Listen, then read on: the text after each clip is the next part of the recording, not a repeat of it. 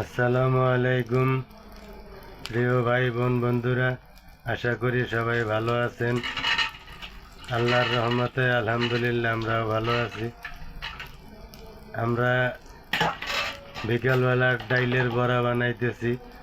বুটের ডাইল, মাসকালাই ডাইল, খেসারির ডাইল একসাথে ব্লেন্ডার কইরা পেঁয়াজ পাতা, ধনিয়া পাতা, কাঁচামরিচ কুচাইয়া, গরুর মাংস কিমা একসাথে মিশ্রণ কইরা ডাইলের বড়া বানাইতে আছি। গরম গরম ভাত দিয়ে ইনশাআল্লাহ আল্লাহ বাঁচাইলে খাবো।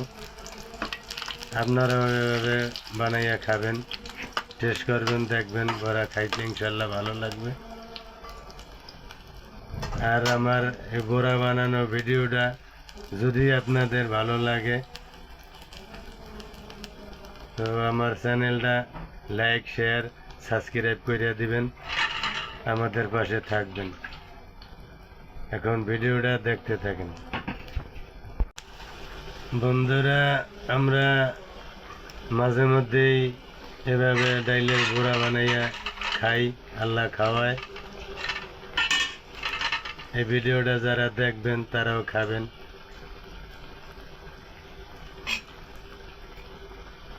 টেস্ট করবেন, দেখবেন কীরকম মজা হয়। 3 পদের ডাইল এবং গরুর মাংস কিমা কইরা একটু ঝাল ঝাল কইরা বেশি কাঁচামরিচ পেঁয়াজ দিয়া ভাজা হইতেছে। আপনারা এভাবে ভাজবেন।